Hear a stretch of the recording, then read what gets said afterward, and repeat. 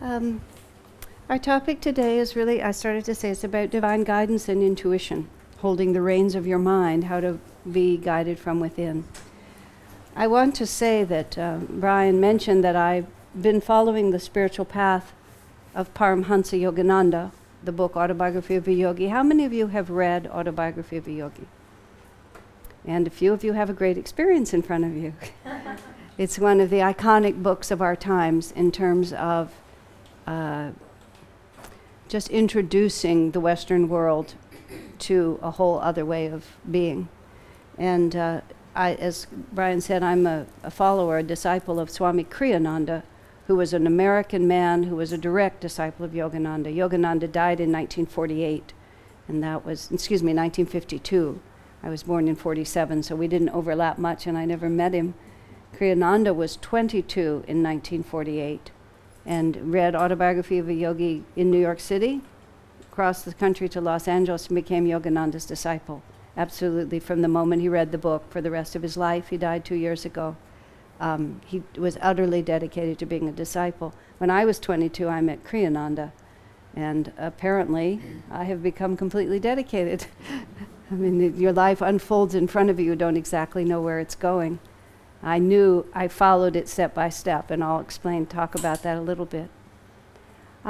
It's always been part of the path of self-realization, which is how I define myself, even though that is also the name of the organization Yogananda founded. There's a building here in New York City, Self-Realization Fellowship. But self-realization is not the name of anybody's sectarian self-definition.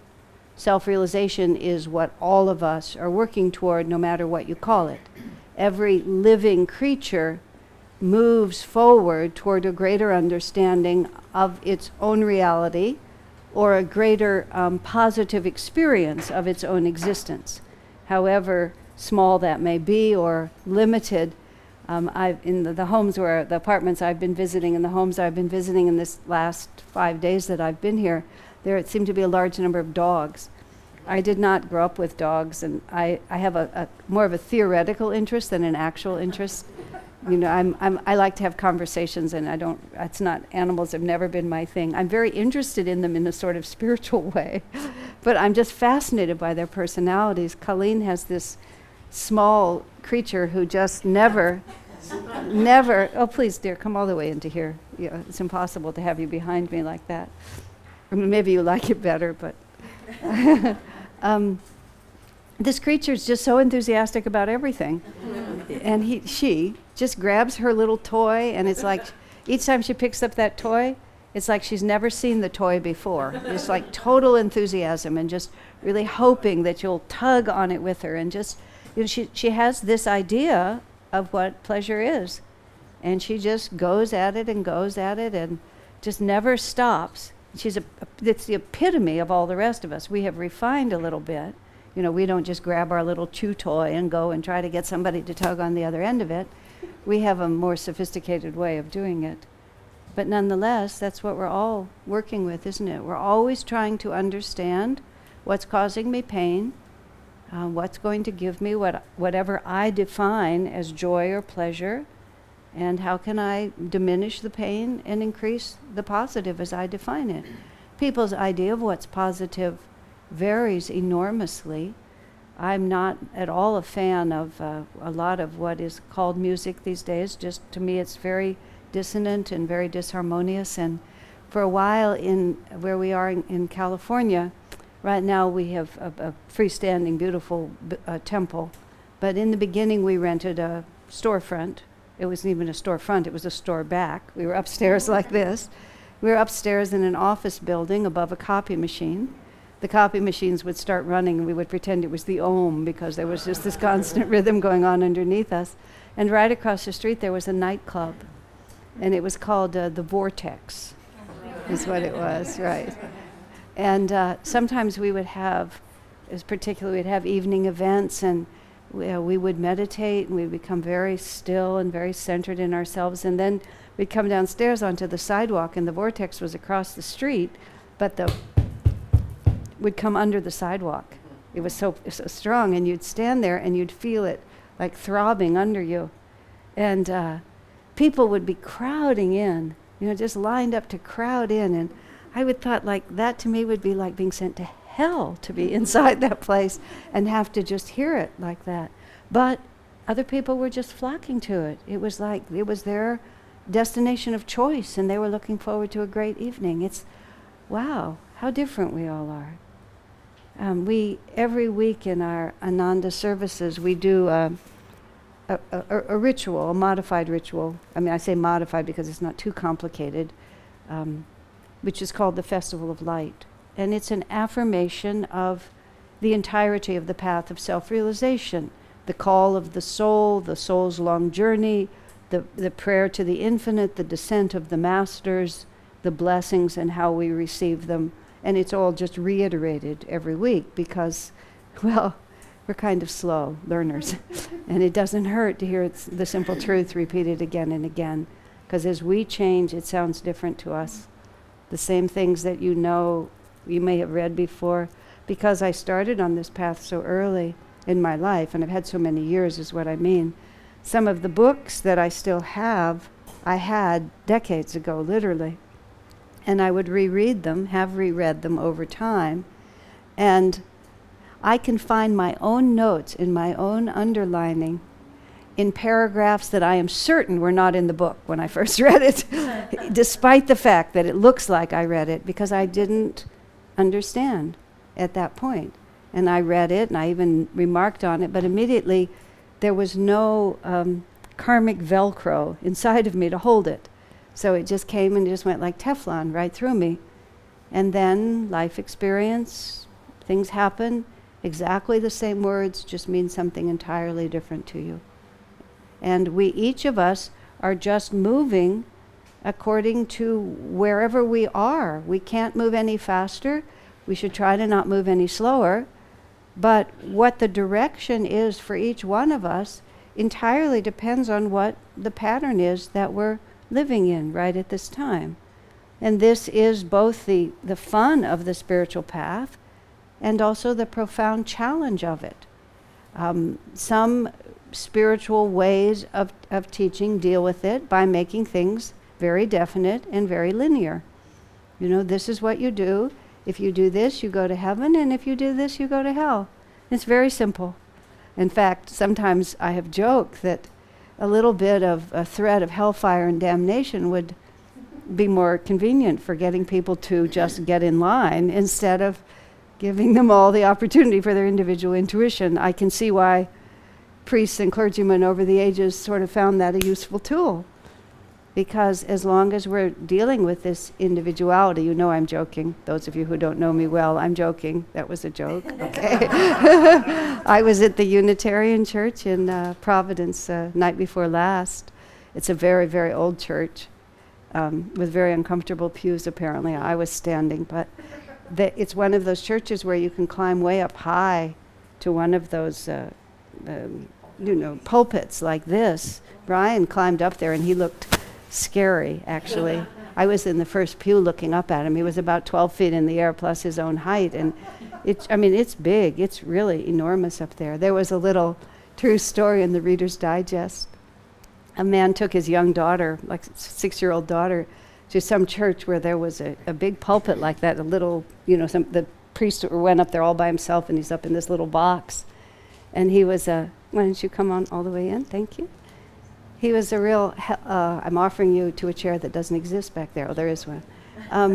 He was a real hellfire and brimstone preacher, and he was just giving his message like this, and the daughter is getting closer and closer to her dad. This was a true story. And finally she pulls down and whispers in his ear, "Daddy, what will we do if he gets loose?"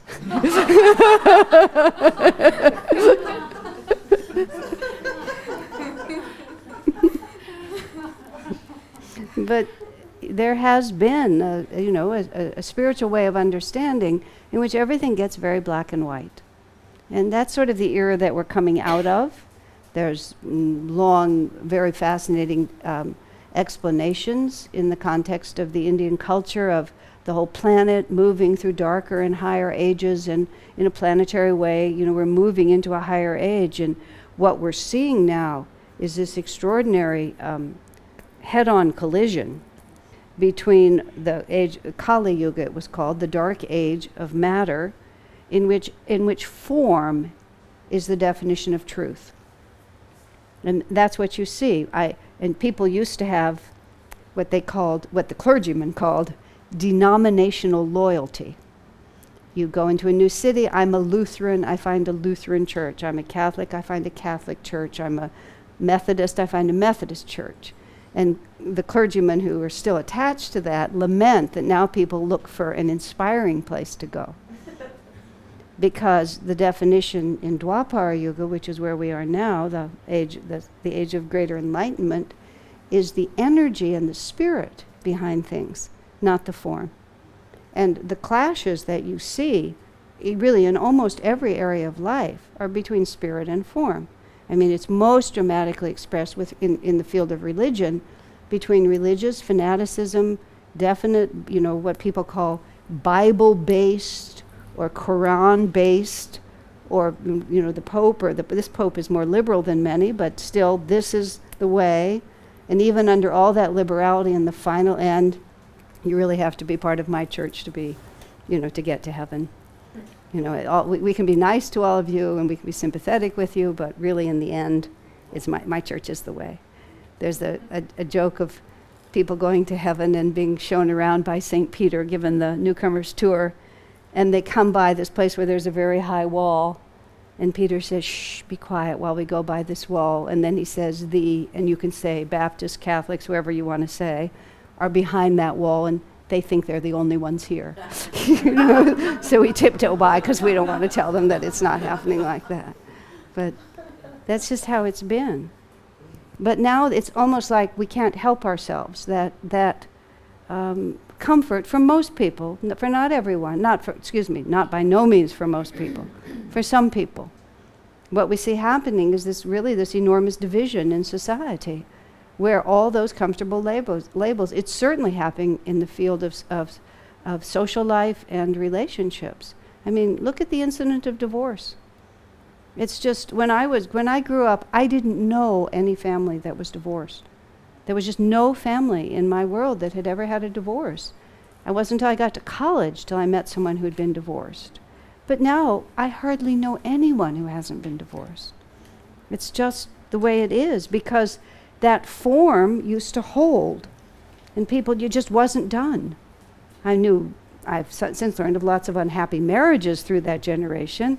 As Swami Kriyananda says, to stick together to the end of life is not necessarily a victory. One woman I knew who was married 60 years, she had no particular belief in any world beyond this one, but she was a volunteer at a hospital where a lot of the nurses were nuns. And when her husband died after 60 years, when she went back to the hospital, the nuns tried to comfort her.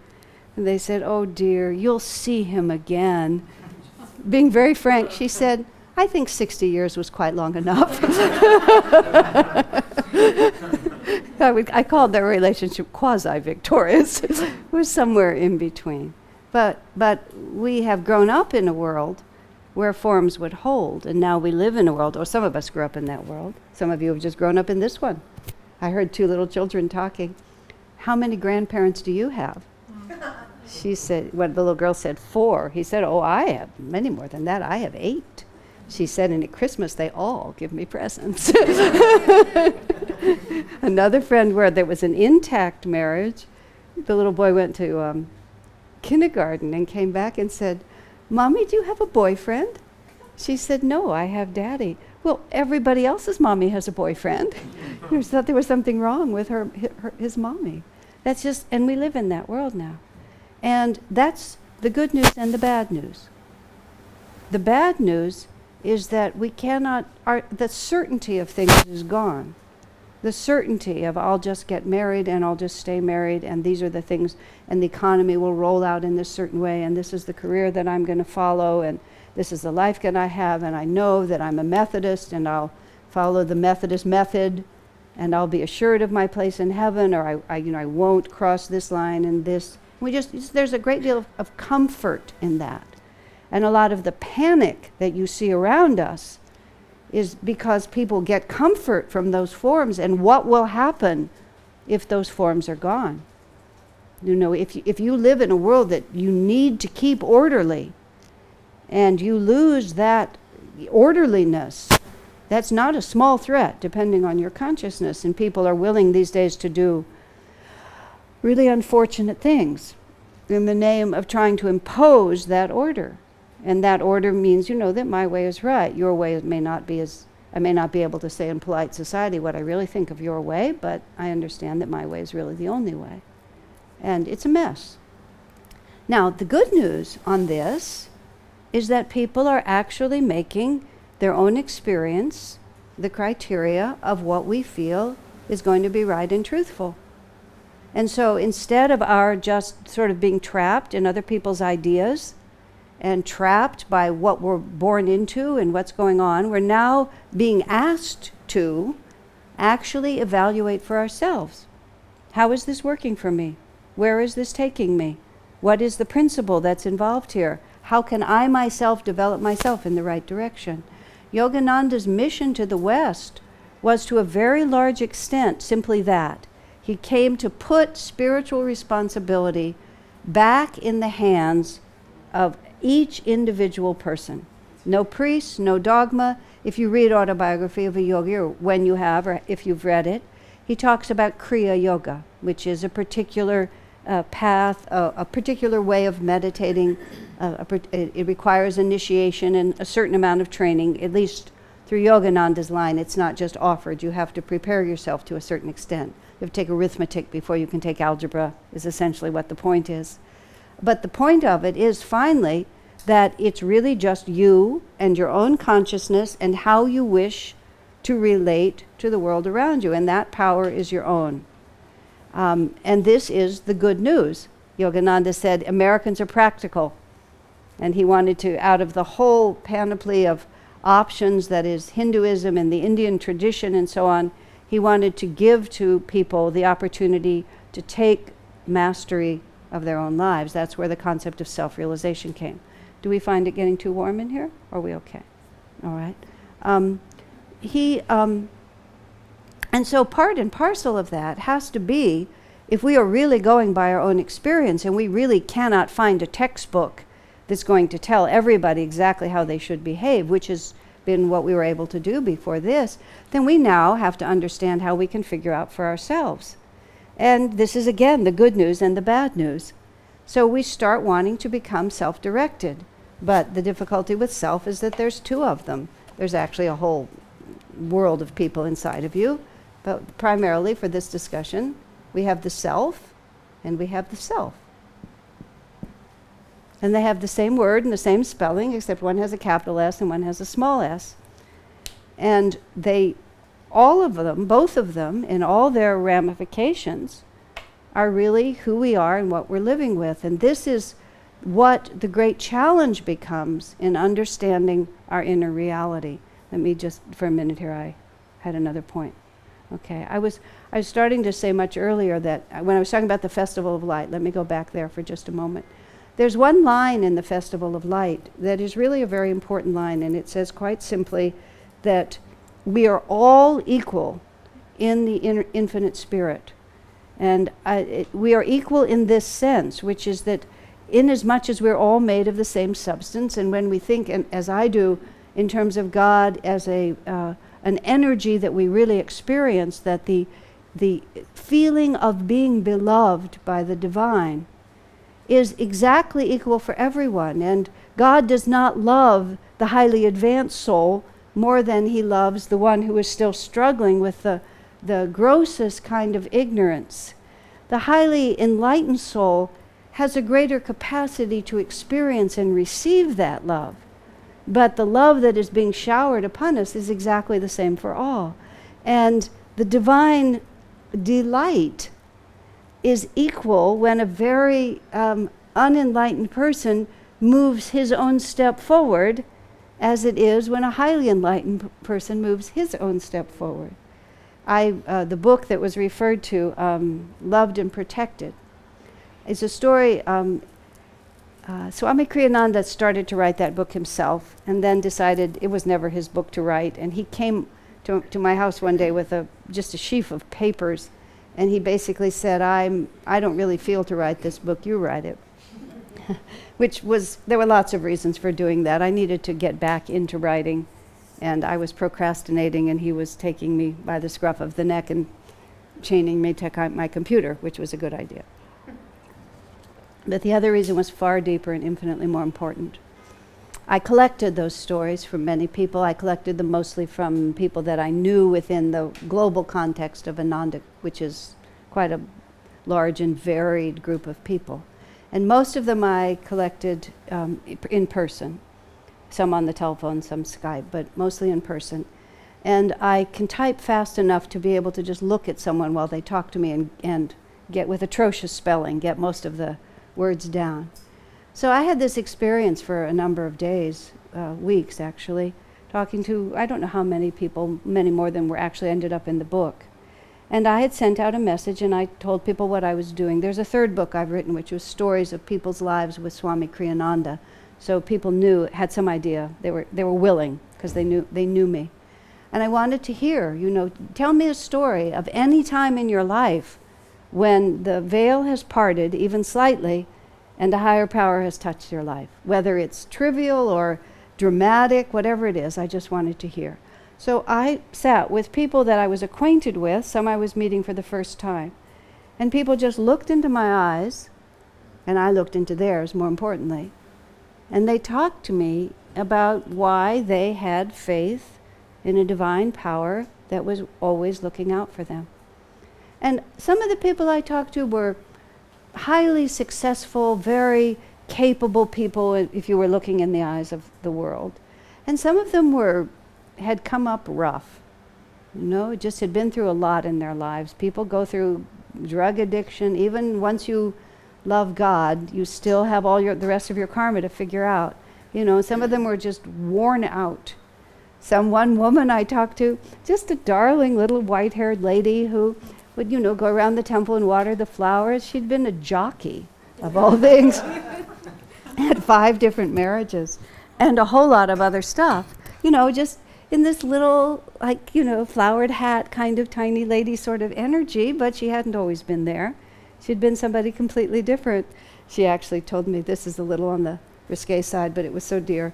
She told me at a certain point in her life, when she was about on marriage 5, one of her young friends took her into a private room and said, "You don't have to marry him to sleep with them nowadays." She said like that. So just like, why don't you stop marrying them, okay? But anyway, she had just all this energy, completely different. But here's what was just, it was so fantastic. If I'd never made a book out of it, it wouldn't have mattered. Every single person had a personal experience. Every soul is equal before the divine. I knew it as a theory, but it was quite different to just see it in their eyes, because you see, when people would talk about the moment when the divine stepped into their life, they all had the same look in their eye. Because it was the point at which all of our separateness came together in this one unity. And I could also just feel that simple truth. There's no one who's more or less loved or guided. The difference is only our ability to receive it. The eyes of Swami Kriyananda were always just completely open. It was just an open window. And most of the rest of us, most of the time, wear a little bit of a veil of all the experiences we've had. But you see, in that moment when they were telling me, then the veil would go completely down. I wrote to Swamiji, "Sir, I'm going to try to make a good book out of this, because it was an amazing experience. But, the purpose of my having given this assignment has been totally fulfilled." Now, what that's about also in this context here, you see, is that each one of us lives with that potential all the time. But it's not as simple as just saying, "Oh yes, I'm inwardly guided. Oh yes, this is what I feel to do. Oh yes, I felt God say this or that to me." Because of this problem of these 2 words which sound exactly the same when you just say them out loud, is because we are many different things inside of us. And so it's not just a question of listening to the inner voice. It's being able to discern among all the babble that's going on in there, which one of those voices is actually giving you good advice. It's really just the same as sitting in a room full of people where everybody has an opinion about what you ought to do. I mean, the mere fact that they have strong opinions, or even the mere fact that they will declare that even sometimes God has told me to tell you this, doesn't really mean that it's necessarily true. Nor does it mean that it's not. I'll talk about that in just a moment. But what we have to understand is that, well, I'll make it more clear on the board here in a real simple way. I know some of you are a little hard to see over there. Let me turn it a little more like this. Okay. We have 3 lines. We have 3 parts in us. And I'm using these English words and I'll define them in my own way. Conscious and superconscious. Subconscious, conscious, and superconscious. And all of these are our inner world. And these 3 basic levels, this is a much more complicated and long story. I'm just going to summarize it a little bit. The subconscious mind is like the memory in a computer. It's like everything that is already programmed in there. I sometimes have felt that my computer is a conscious force that hates me at certain times because it tortures me in ways that I don't want to be tortured when I get confused. But my techie friends come over and always tell me there's nothing personal about it. Somewhere along the line you gave it an instruction and it's just sort of mindlessly following this instruction, even though at this point it's not a good idea. And the programmer's concept is garbage in, garbage out. Right? If it's badly programmed or badly instructed, it'll behave badly. The subconscious mind it stores absolutely everything that you ever think or feel. You know, every thought that you have, every inclination, every decision that you make, none of it is forgotten. You know, people under hypnosis bring up the wildest things. People having near-death experiences, they discover that the whole story is in there, every single bit of it. And then when we start in with reincarnation, then we get to store all the lifetimes before this one. And the mere fact that it's subconscious, meaning it's below our conscious awareness, does not mean that it's not influencing us or defining us. But it's just everything that we did to get us to this point. And it's a very, very powerful influence on us. I was talking to Scott when we were coming through the subways and coming through the city, just how interesting it is, like everybody ends up somewhere.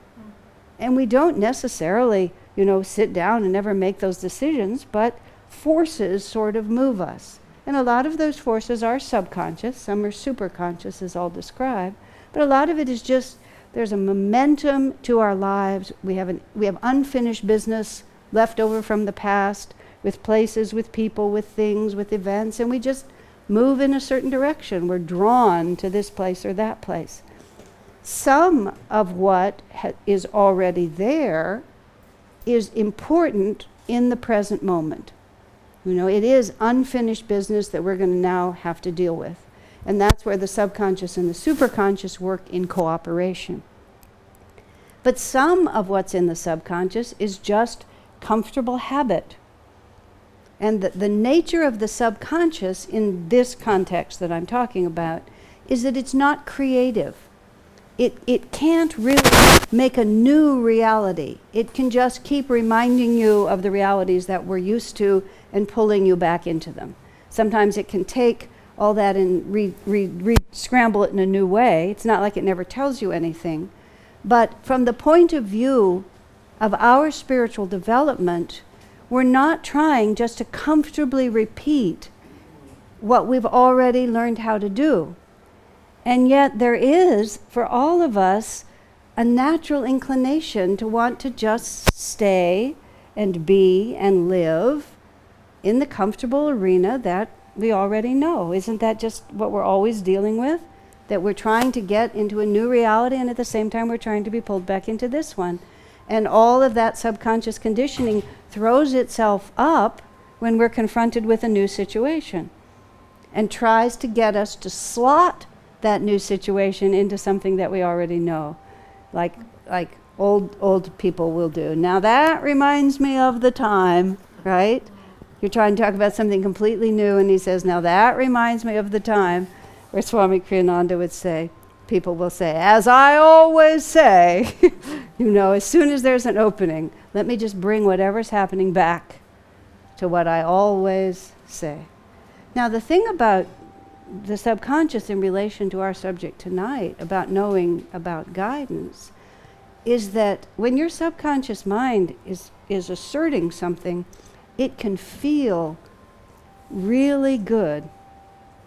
It can feel really positive. It can feel really comfortable. But it's not necessarily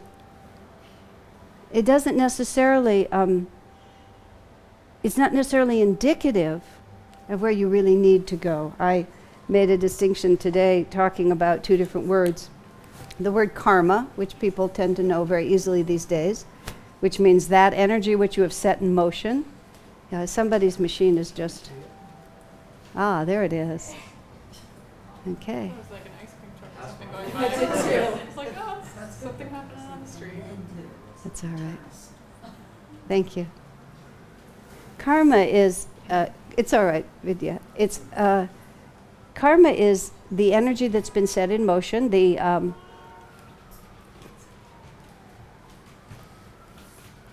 unlearned lessons from the past, what's already there. Dharma is those actions in the present that will take you into a state of expanded consciousness.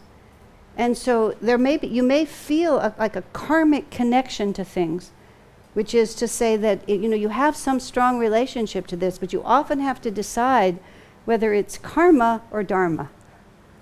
I remember a young man fell in love in our community. He was attracted to a particular woman, and he came to Swami Kriyananda, and he wanted his approval for him to pursue the relationship with that woman. And Swami just said to him, she's just not the woman for you. And he said, well, why do I feel such a strong connection with her then? He said, well, because, in the course of many lifetimes, you've been many things to one another. He even said in the context of our spiritual family, he said, if you look deeply into the eyes of anyone, you will discover that you have a deep connection with them. So it's not just a question of whether there's some karmic connection, it's a question of whether this is dharma for this lifetime. So when we start being concerned about the question of inner guidance, the mere fact that we feel really comfortable with something only tells us that it resonates with some part of ourselves. And the more, so we have to begin to have a capacity to tell the difference between what is subconscious and what is superconscious. Okay, now the superconscious is that part of ourselves, if you think of it like a pyramid like this, from where I stand, the superconsciousness opens out in this way. And if you think of all of us as being little individual dots of our own egos like this, superconscious opens out like this, and this is where our realities begin to merge. And the wider it goes, the more all of us begin to merge into the one single plane of spirit. The subconscious mind, by contrast, keeps us very separate. It's like the fingers on a hand. The farther you are from the source, the more separate you seem. The closer you move to the source, the more all of that separateness begins to dissolve, not merely between people, but between yourself and the whole universe.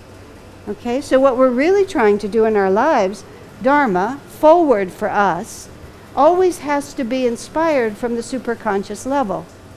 It has to be that call which is saying, this is not merely familiar to you, but this is actually expansive for you. Now, how can you tell? The main way that you tell is that you make terrible mistakes. I hate to be the one to have to say that to you, but that's usually the way that we find out, because they have different vibrations to them. I don't know how else to say it. And okay, I'll give you a few. Now we can just start with some, specific ideas about how you really work with this. Asha, I'm sorry, I don't want to stop you. You just such a wonderful speaker. I don't think anybody can hear you back here. So maybe because it's solution over here. We can't hear you so clear. So yeah. There's a lot more of these floor chairs if people want them. Yeah, these areas is real noisy. So yeah, so you don't want to turn up the air. Maybe we just go up and clear something.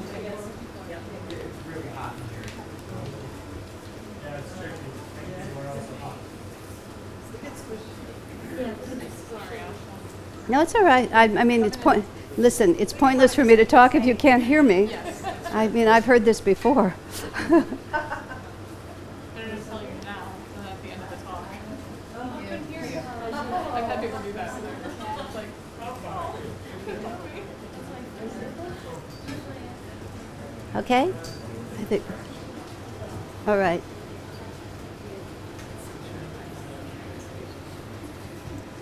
I think one of the first mistakes that people make about intuitive guidance is simply this. If God and Spirit can speak through you, about you, He can also speak through others. You know, the idea that no one but me will ever get accurate guidance for me is in itself folly if we're thinking about the fact that everyone leads back to the same source. And it's not merely a fallacious idea, it becomes a very difficult idea because so the first principle of inner guidance is actually an odd one in a certain way from my point of view. You need to cultivate in your life people whose wisdom you respect. Because it's so easy to be misguided where you yourself are the issue.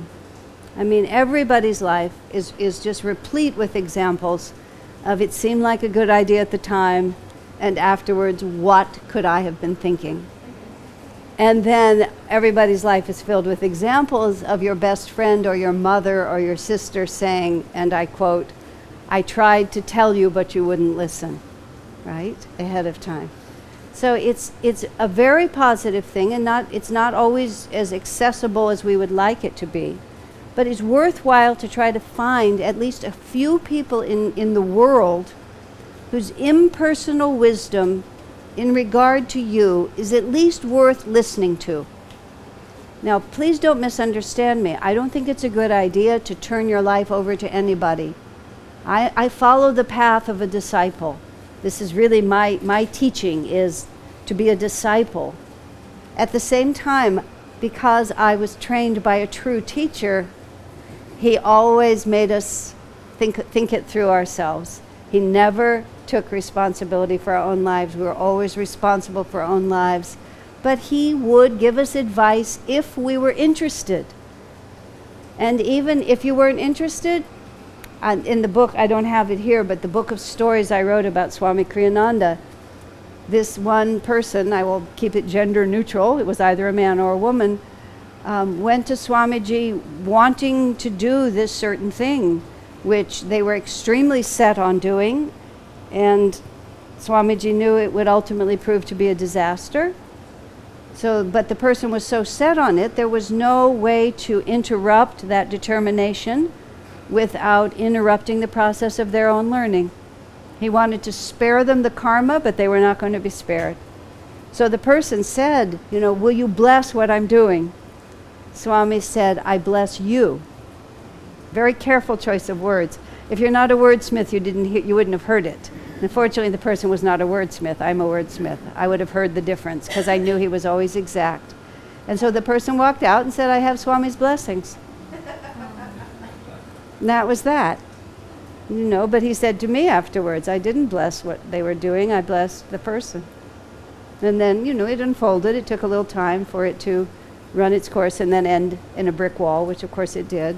And then we all learned and went on with this.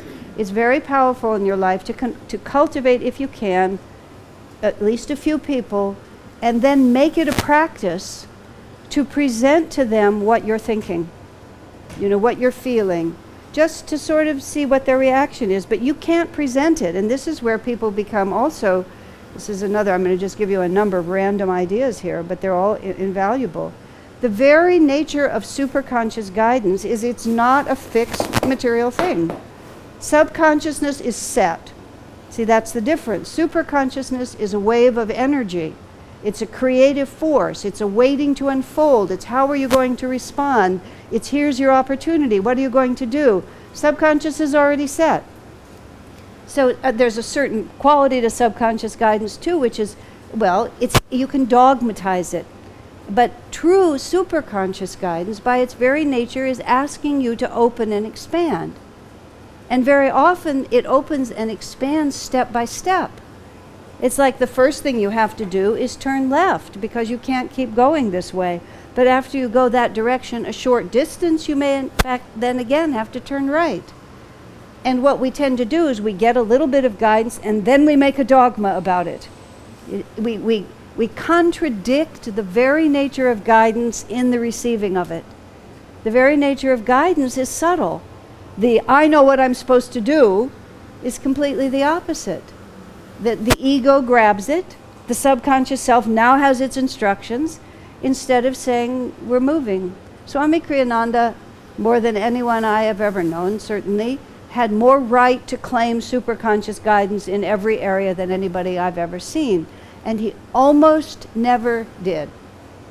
It would even when it was a power from the divine, he would still present it with humility and a little space to be corrected and the opportunity to see what kind of wave came back.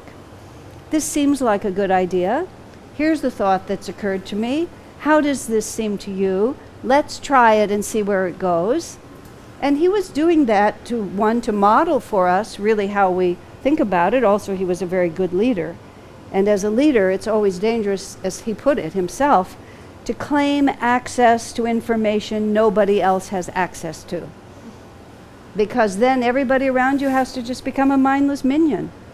And where is that going to take them? What you will get is people who like to be mindless minions, it means you have to do all the work yourself, basically, which is just simply not the way good leadership works. So even though you may feel certainty on it, you always have to be humble, and that's the other word, the word humility. I was talking to someone last night, and I tried to steer the conversation in a way that would be expansive, but the person was absolutely so certain of their opinion that there was no point in talking to me because the opinion was just set. So we always have to have the humility, and this is this really tricky balance. Absolutely everything about inner guidance is a razor's edge. Because on one hand, you have to have the courage to say, this is what I really feel to do, and I'm going to try it. And the other side, you have to have the humility to just come a cropper and just cheerfully admit that it seemed like a good idea, and here we are. I had a very interesting experience with this once. I was involved in a project that involved a lot of people. We had to make a decision about, it was a specific decision about the project. There was no in between. I really had what I know, what I've come to recognize as a superconscious intuition, and it had certain characteristics that I'll try to express. I just knew this was the answer. Perfect. And so I told everyone, no, this is what we should do. I've learned a lot since then. But I presented it with such dogmatic insistence that I did not get a good response from everyone else. And the more they challenged me, the more dogmatic I became, until finally I was in an argument with a whole crowd. At which point I realized that the lack of humility on my part, the lack of sensitivity on my part, had just spoiled the whole thing. And so if you have a strong personality as I have, and you're outspoken as I am, you also learn to apologize really well. It's a useful combination. You put yourself out there, and then when you're wrong, you just are wrong. So I wrote a letter to everyone, and I put it like this. What I felt like a true superconscious solution, but whether or not it was, I feel like the way that I have expressed it has corrupted the clarity of what I first received. And I simply withdrew from the discussion completely. Everybody else went on for a couple more months, and they came back exactly to what I had suggested. So it was true, but I myself had ruined it. With my ego, with my arrogance, and especially with this word. I had made a dogma of my intuition, right? And dogma and intuition are opposites, oxymoronic. You can't have the two of them the same. So we have to always act with that possibility that maybe we're wrong, but then go forward with full courage as if we were absolutely certain that we were right. And then there's you see how the world responds to you, but one of the things about intuition is because everybody opposes you, that may mean you're right. And because everybody opposes you, that may mean you're wrong. So partly, you have to watch the feeling within yourself. The nature of superconsciousness is it's always very calm. And it's the quality of superconsciousness just simply is that there's just a certain calm certainty. I don't have to assert this because it doesn't need me to defend it. It just either is true or it isn't true. And if it is true, as Swami often had to remind me, truth doesn't need you to fight for it. It will just stand there all by itself. And there's this certain calmness that just knows, and you can often just see it. I heard an interview on the radio with the man who plotted out the human DNA. I know nothing about this field, but he was the one who did it. Apparently, in his world, which I'm no part of, there was a huge kerfuffle about him doing this. Some people thought he couldn't, and it was just gigantic. He was being criticized from all sides and so on like that. And the interviewer said to him, "How did you feel about it?" He said, "It meant nothing to me." He said, "I could see it. I knew we could do it." And so everybody was all upset on this side, but he didn't care about their opinions because he was concerned with moving the energy. And see, this is the other thing that people make a huge mistake in their guidance. They feel because I had the intuition, therefore its manifestation is guaranteed. And so we become passive in the face of it. Or we become more interested in persuading people that I'm right than actually putting one foot in front of the other to show that this is really going to work. And guidance, then we can be gifted with the real vision of the future, but we fail to look down and ask where my feet are standing right now. In every time that Swami Kriyananda had a picture, and he started the Ananda Communities movement on a 72-acre piece of land that had nothing on it, absolutely nothing. And he had this vision that it was going to be the first of Yogananda's, what he called world brotherhood colonies, that this was going to be a movement that would go around the world. These would be innovative spiritual communities where families could live. And he just had this beautiful picture, which if you travel across the United States to what is called Ananda Village now, you will see this extraordinary alternate society that was built from nothing, from the ground. I arrived in 1971. He started in 1968. So there was a water tower and a well and a few buildings by the time I got there. But still, it was just nothing. But he could always see it. But he didn't just say, great buildings will arise out of that. He said, we need to figure out a way to pay the mortgage today. We need to figure out what we're going to do about this dog that is chasing all the deer. We have to figure out what we're going to do about the children who are running wild in the community. But he never lost where we were going, but his vision was always on how we were going to do it step by step. And Yogananda has a principle. You have to be practical in your idealism. And too often the dogma becomes that I have an intuition. Not the dogma is now I know where I'm going and I need to get to work here today. So many a true intuition is squandered in lack of practicality and really very simply lack of hard work. Intuition is no substitute for hard work. It's just as simple as that, and you have to realize that. And merely because it didn't manifest, as Swami once said, many beautiful things that God would give to this world are not delivered for lack of a willing human instrument, or a human instrument that doesn't hold their energy at a high enough level. Because we also have to realize that, as I was saying earlier, intuition is a moving target. Because the very fact is, as soon as you take one step in faith into the belief that now I'm moving from a higher level of reality, that step will change you. And in the moment that you are changed, then everything in the universe is changed. And where do I go from here? I had a fantastic experience that way. in 1980 and 81, the Ananda community in California, Ananda Village near Grass Valley, it was about 900 acres of land at that time. It was very rural looking. We had a number of homes and some buildings and so on. It just was a rural piece of land. It looked like a farm. We were always in conflict with our neighbors at that time about the development of that property. For some reason, our neighbors were just fierce against us. That's a whole different story.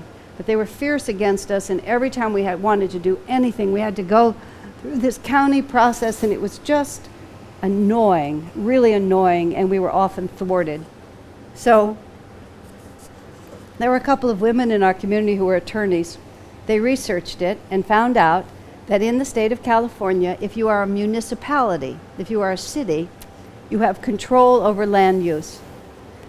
So we researched it, and we decided we would incorporate our community as a California city. 900 acres, 125 or 200 residents, we would become a California city. Wacky as it sounded, it was a viable plan. It really was a viable plan. And these two women, attorneys, and I became the face of this. They were often the spokesperson, but I was the fighter. Swami put me into it also for other reasons. But so for 18 months, we worked on this project. We cultivated political contacts in the county. We had public hearings. Absolutely everybody but us opposed it. And it was the Nevada County area at that time, and especially our area, a whole crowd of, well, the marijuana economy basically lives out there. It's one of the biggest marijuana growing areas in there. And they all wanted to just disappear into the woods. And we were this bright, shiny sort of international organization right in their midst. And there was a real conflict of interest there. I mean, it's one of the explanations. There's a lot of others. As Swami also said, they were rebels by nature, and we were the only target. So they just went after us. By the time we finished the last night of this thing, they kept having to move the public hearings into bigger and bigger halls. There were 800 people, which was a lot for that small county. All of them were opposed except us. We had the LAFCO committee, the government committee. It went till 3 a.m. They totally violated our constitutional rights. They made the whole issue about religion, which was absolutely, the state attorney general said it couldn't be about religion. I mean, it was a big thing. It was an incredible night, and we're standing up like this. After it's over, I'm in front of the television cameras telling them, this was a really big thing there, that, we're going to take this to court. This hasn't been right. This isn't the right thing, like this. One of the women attorneys was a black woman who used to work for Martin Luther King. She was there. We were both there together. The next day, a camera crew came up from Sacramento. We were about 2.5 hours north of Sacramento. At that time, at Ananda Village, there was no cell phones. They didn't exist. There was no internet, no email. We didn't have telephones. Most of us didn't have electricity. Swami Kriyananda lived at the far edge of the community, and I lived in another place, and there was literally no way to communicate except in person. I'm meeting the television crew. They arrive. I take them up this winding dirt road to meet Swami Kriyananda to do an interview. We come to his house. We open the door, and all the way up, I'm telling them how we're taking this to court, and we're going to do this because, so we get to the door. Swami opens. He greets them very graciously. He says, if you'll give me a few extra minutes, I have a statement to read, an exclusive statement I want to read. I just went, like what? And Jyotish was there, and I turned to this man and I said, what is he talking about? And my friend looked at me like, you don't know? And I said, no, like that. And he just, he wasn't going to tell me. Swami starts reading this statement, and I'm a wordsmith. I can tell that the project is now in the past tense. Instead of it being in the present tense, it's now over. The first sentence, it's over. Right, like this. And he just reads the statement about why church and state separation really is important, and he could see it was it was brilliantly written, and he says it all like this. Then the camera, they just go like this, and what do you think? Just like that. Now, I don't want to appear like a mindless minion, but what can I say at that point? Yes, of course, this is just exactly the right way to do it. So I take them back down the hill, explaining to them why, of course, we're not going to do it because of all these things like this, you know. Sacramento's the state capital. These newsmen work with politicians all the time. They didn't even notice. Or at least they didn't comment that I had switched my position just like that. It was so then I say goodbye to them, you know, I like this. I get back in the car, I go back up the hill and knock on Swami's door. What? You know? I mean, you know, it was funny, but still, he just so sweetly said, I'm so sorry, Asha, but there was just no way to reach you. But you could see the whole thing had amused him and it had amused me too. But I said, what happened? He said, well, I was meditating this morning and I held the project up to the light and I felt that it was over, we should stop. I said, well, I'm the one involved. Why didn't the message come to me? He said, did you ask? Oh, actually, no. And then he just went, well, and I went, yeah, of course. I had made a dogma of it. I had all that momentum going, and I wasn't. I mean, this had been a big change. It was obvious. I'd received a lot of information. Why didn't I stop? And then I had something that was totally fun, which is I got to figure out what was my real guidance and what was I really attached to. And in the life that I live, which admittedly is unique, has been unique, because I've been part of Ananda since I was 23, and I've worked very closely with Swami Kriyananda, and we just have this very dynamic, ongoing. So I started the project because collectively we thought it was a good idea, but if he really felt it was over, then that was fine with me. I trusted I had cultivated someone in my life whose impersonal wisdom I trusted. And so when it was offered to me, it behooved me to listen. And also, by that point, I'd had enough experience, as one of my friends put it. When you went along with his suggestions, it worked. And when you didn't, it didn't. So you just kind of learn, not from a dogma, but from experience. But I had to ask, what am I attached to? What am I committed to? And I was committed to the welfare of our community, and more than that, I was committed to the principles and the inspiration of the divine line of masters that I'm following, of which Swami was the representative. And if he was going to turn me in another direction, I at least had to stop and think about that, as to whether or not we should go forward. So, but then I discovered, so all I really wanted, I'll put it another way, I wanted to do what God wanted me to do. And if I felt that instruction had been changed, what difference did it make? And then the funnest part was what I finally came to, because our opposition, I didn't like the people who opposed us, and I thought they were icky.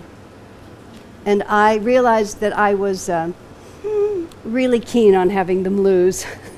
Really, really keen on having them lose. So I didn't even mind if we didn't win, but I really wanted them to lose.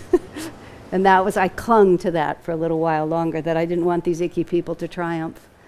But then I thought, and then actually what happened is I got sick. And I had a very high fever for a short period of time, which I rarely have ever had. And when I came out of the fever, it was like, who cares?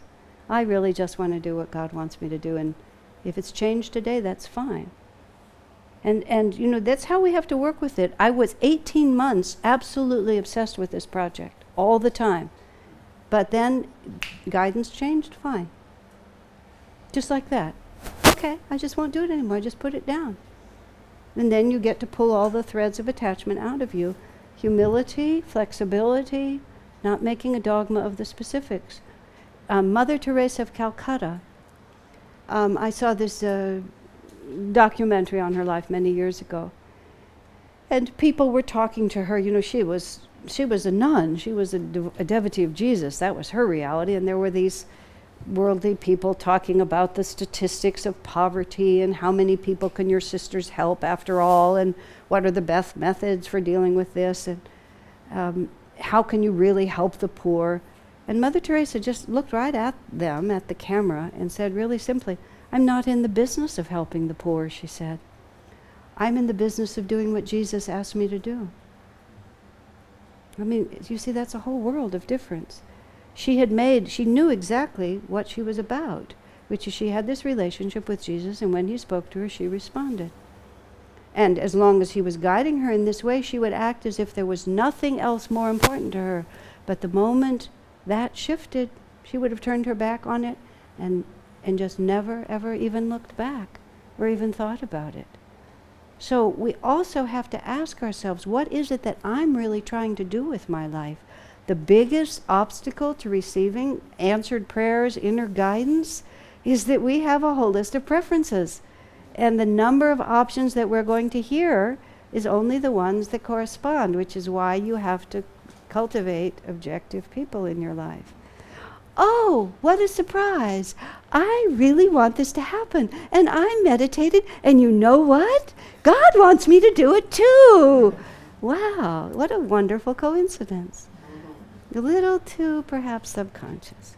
Now, everything about inner guidance is a razor's edge, because merely the fact that you don't want it doesn't mean that it's God's will either. That's the very old, someone was asking me today, why? Oh, you were speaking of the movie Saint Bernadette of Lourdes, the old, very old black and white movie, which is absolutely a gorgeous movie.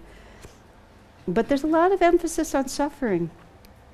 And we're all, a lot of us, still sort of caught in that thought. It's part of the Festival of Light every week, whereas in the past, the coin of our redemption was suffering and sorrow. For us now, that payment has been exchanged, I'm quoting from this ritual, for calm acceptance and joy. That the way to deal with our difficulties is just accept them calmly and face them courageously and joyfully. Suffering is not in itself a sign of spirituality. That is the great mistake that Christianity made. Jesus was crucified, but he was also resurrected.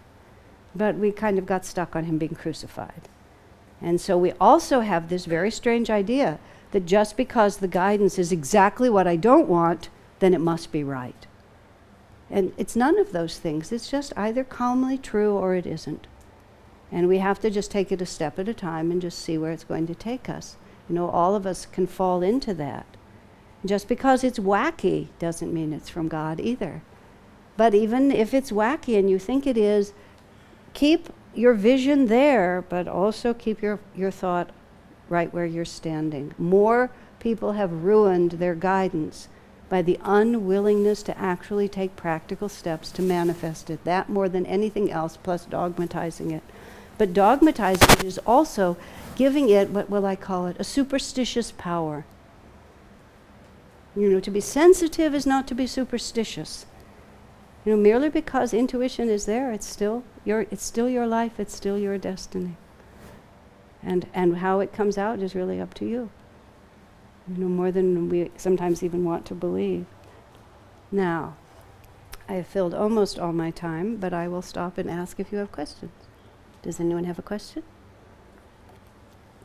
A comment or a thought? Yes.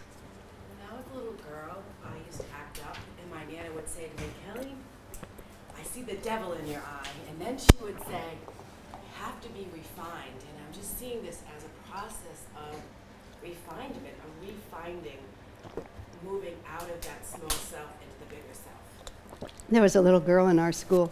Ananda, the community that I live in, we have a school for children from 4 years old to 8th grade. It's not for the community per se, but the community sponsors it, and it's just a private school in the Palo Alto area. There was this little girl. She was a little tank. She was a real incredible child. When she first arrived to us in kindergarten, she would just scream randomly when she wanted what she got. And the kindergarten teacher was very, very good. She took her aside. Her name was Sarah. Sarah, you know, does this work for you when you just scream like that? and she sort of said, well, you know, my mommy responds. Well, I want you to know I'm not going to. Just like that. But Sarah was making a lot of progress, and then one day she was just awful. And the teacher took her aside again, and Sarah said, well, you know, every day when I come to school, there's a good angel on one shoulder and there's a bad angel on the other. And usually I try to listen to the good angel, but today I'm listening to the bad angel. And that's really subconscious and superconscious. Subconscious just says, just keep on doing what you're doing, you know. Just keep on with the same old patterns. Just don't pay attention to new realities. Just go where you've always gone and see if you get a different result, right? Superconsciousness. And the thing is, you see, subconsciousness is so familiar, and this is where the guidance gets tricky. It's so familiar. Sometimes it has a stronger voice. Sometimes superconscious is just whispering. Hey, honey, why don't you come over here? And it may be a tone that you haven't heard as much. Like, why don't you come over here? So you have to quiet yourself down a lot. And I was starting to say, you have to really ask yourself, what are my preferences here? And how strongly am I prejudiced against them? Last night I was talking about a time when I just could not hear God's voice at all until I finally realized that he was speaking loud and clear. I just didn't like what he was saying. Because what he was saying was that I was going to lose something that I wanted to keep. And he was telling me all the time that I was going to lose it, so I pretended he wasn't talking. I'm not going to listen. And I was saying he wasn't talking. No. And sometimes the other side, which I did mention last night, I should say again, is sometimes you're asking the wrong question. You posit alternatives to the divine, and none of them are the right ones. So you have to ask the right questions, and the right questions are, how can I serve? How can I love? How can I grow? How can I become more refined? How can I be more beautiful in your ways, not just my own? And then the details actually are quite unimportant. Most of us, I hate to break it to you, have so much karma that it really doesn't matter that much what we do. We can just take the basket and just work on this or work on this and work on this. Very few of us are so close to the end of the story that there's only one line to follow, and if it's so, then it's just obvious to it. As long as you're growing in what you're doing, I remember asking Swami about something I was going to do. Is this a good or a bad thing? I asked him. He said, it's just a thing. Whether it turns out good or bad is entirely up to you. Will you make it an opportunity for generosity, for opening your heart, for becoming compassionate? Or will you make it an opportunity to become smaller and more egoic? It's not inherent in the circumstances. It's in your response. So what your question for your intuition all the time is, how can I respond in a more expansive way? Because that has an answer, always has an answer. Not should I do this or should I do that? Who cares? It's how I do it and with what attitude I do it most of the time. Any other questions? Yes. Yeah, Kai? even you mentioned about when you're stuck, and you quoted the Swami says, okay, when you're stuck, then just don't focus on that, but just do something else. Right. What part of that, I believe that you're operating in the subconscious level, Right. seeking towards the superconscious. Mm-hmm. The superconscious, There's always a creative solution. So I guess when you're stuck and you're trying something else, Right. that you're operating in the subconscious. When you're stuck, this is like subconscious, superconscious is a huge issue in itself. I'll put something else up here in just a moment. The nature of superconsciousness is that it's solution-oriented. Superconscious is the part of ourselves in which all the seemingly separate parts unite into the one whole, like the palm of the hand. So in superconsciousness, there's always a solution, which means wherever we are in this diverse world, if we tune in the superconscious, there is always a solution. I saw Swami Kriyananda come up with solutions that the best and the brightest of Ananda had worked on for a long time and were pretty bright folk. And he would somehow he would tune in, and he would partly tune in from this level that just says there's always a solution. There just always is. If you're not prejudiced in favor or against something, there's always a solution. When you believe there's not a solution, when you're stuck and don't have a creative idea, yes, by definition, you're not in superconsciousness. Subconscious just repeats and is not creative. Superconsciousness is always creative. So if you can't find an obvious solution, you were referring to something I'd said, then find a way in which creative energy begins to flow. I mean, maybe your problems are financial and you need to start doing more painting, because if you can't solve your financial problems, but you start painting, if you have a talent for it, or an inclination for it, the creative energy, you'll remember again how to access creativity. And then the creativity, once the flow begins, you're more in the superconscious level, and then you'll also find an answer to your financial problems. Or you'll find a better attitude for dealing with the bankruptcy, or whatever it might be. So yes, that's exactly right. And that's what I was saying, the whole dimension of superconsciousness has a lot more to say.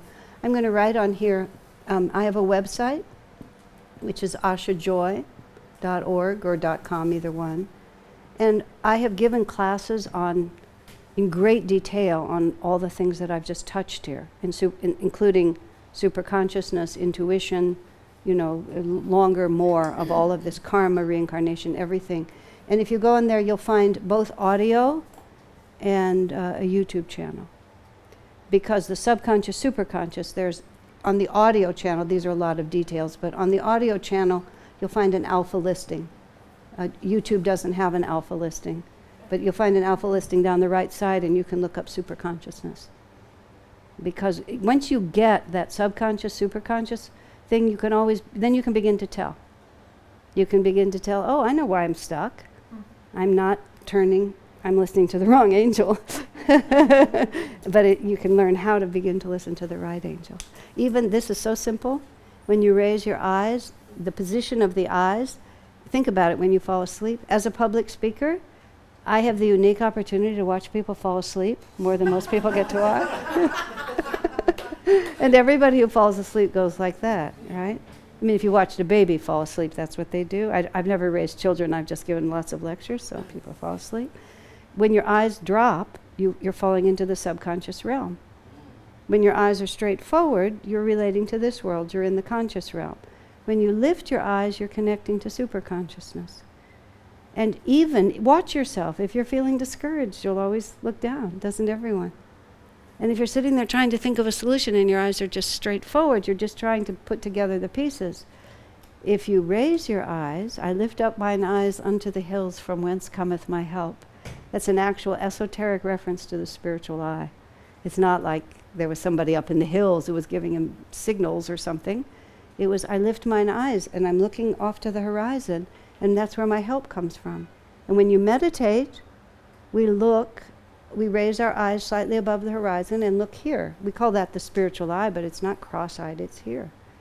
And if you're meditating and you're drifting, watch, your eyes have always gone down. And if you just pull them back up, you'll find your mind focuses. If you're needing a solution and needing guidance, look up. Concentrate there and offer the project into that light.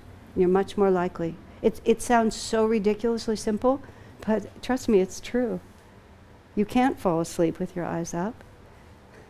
And it's hard to be discouraged when your eyes are up. Okay? Yes, Susan? Right, fast enough. You were saying the biggest obstacle to receiving guidance is we have a something, reference something, and We're prejudiced. We're prejudiced in favor or against certain alternatives. We're not genuinely open. And if God has a different plan in mind, you see, He's not going to force it on you. That's the bummer of the situation. No matter how emphatically we declare, the way Swami puts it so sweetly is simply God reads the heart. He doesn't listen to all the verbiage that you're trying to lay on top of it. He actually reads your vibration. And if your vibration is determined in your predisposition, the nature of creation is that we get to play out our free will as long as we want. And as someone, Richard Bach put it, if you wish to defend your delusions, the reward for that is you get to keep them.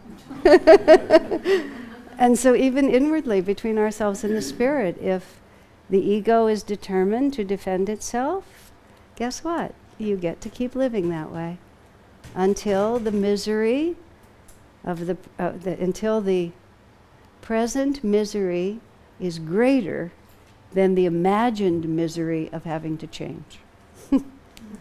And as one of my friends put it, don't even think about giving up a bad quality until you're absolutely disgusted with it, because you won't do it.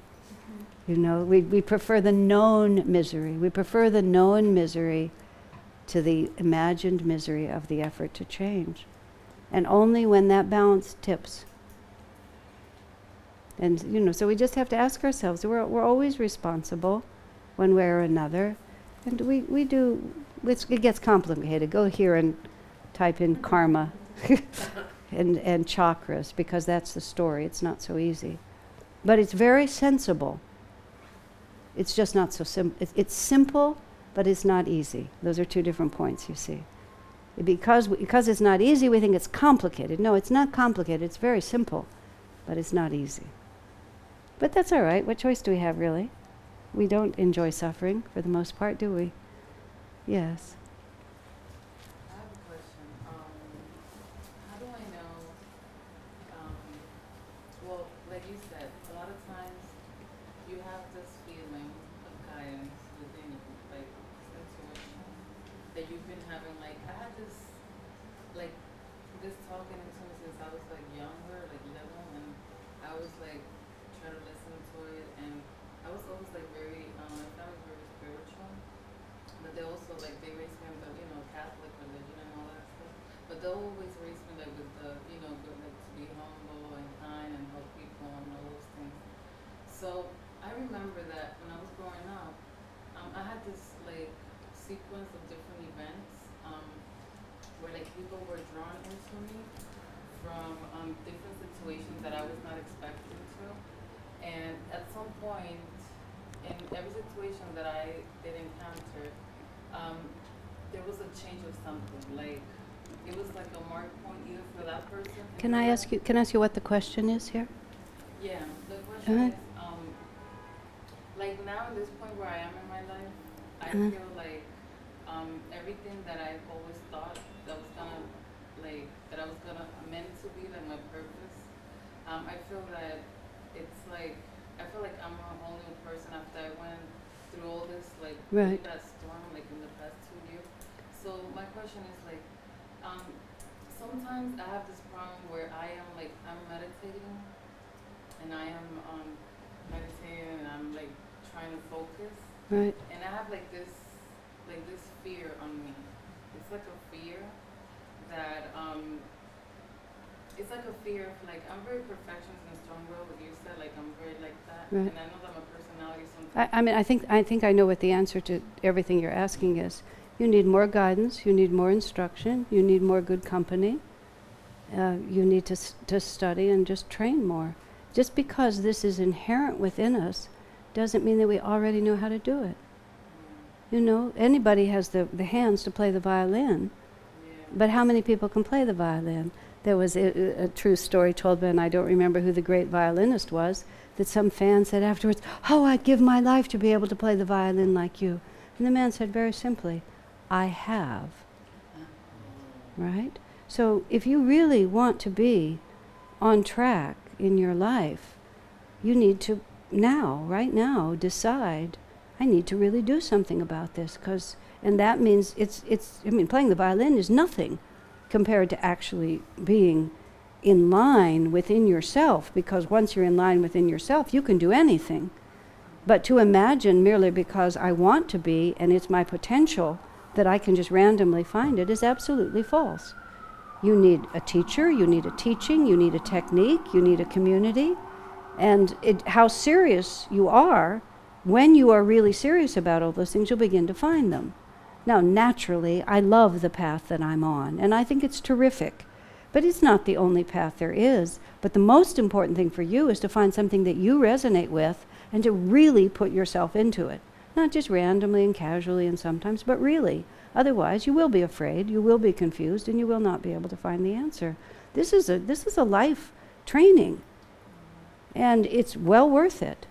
Because once you are centered in yourself, all the rest of it begins to work itself out. I found this was expressed to me in a novel, but it's such a beautiful thought, and this will be my last comment. It was just a novel about spiritual growth, a very old one called House of Fulfillment by a woman named L. Adams Beck. I mean, the book is 100 years old. It's a lovely story. But they had this beautiful thought where this woman went into the Himalayas and trained with these yogis and became very powerful in herself. And then subsequently, she became a very great artist, a sculptor. This is all fiction. But she said she had the inspiration and the power and the vision of divine unity. And she didn't know how it was going to manifest. Was it going to be music? Was it going to be painting? Was it going to be writing? But from that point, she knew that she could do anything. And she ended up in the book becoming a sculptor. But you see, that was Swami Kriyananda. Because he stood at the point of self-mastery and stood at the point of divine attunement. And he could write music, he could, take beautiful photographs, he could design buildings, he could counsel people, he could sing, he could write plays, he could do anything he set his mind to, because he had developed the ability to, self-mastery. What's the biggest obstacle to everything? Well, little old me, right? Master that, and all the doors open.